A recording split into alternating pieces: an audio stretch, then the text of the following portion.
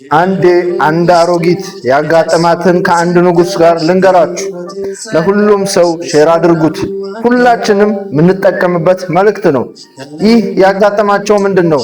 አንዲት አሮጊት እናት የአንድ ትልቅ ቤተ መንግስት ፊት ለፊት አንድ ጎጆ ቤት ትሰራለች። የዚህን ሰዓት ንጉሱ ይመለከትና ይህ ቤት የማን ነው ይላል። የአንዲት አሮጊት የደከመች እናት ቤት ነው፣ ቀን ወታ ማታ ነው የምትመለሰው ይባላል። አፍርሱ ቤቱን አለ፣ እሷ በሌለችበት። የዚህን ሰዓት አፍርሱ፣ ሁሉንም ነገር ደግሞ ከዚህ ጋር አስወግዱ ይላል።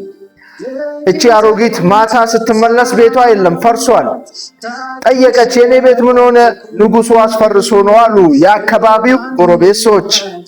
የዚህን ሰዓት እጇን ወደ አላህ ታነሳና ኢዛ ኩንቱ አነ ጋኢበን፣ እኔ ከዚህ ሌላ ቦታ ለሐጃ ለጉዳይ አጋጥሞኝ ሌላ ቦታ ሄጄ ከሆነ ራሱ ፈአይነ ኩንተ አንተ ትላለች አላህን። አንተስ የት ነበርክ ጌታዬ? ወላሂ ሆይ ያ ረቢ እኔ ላንተ ሰጥቻለሁ።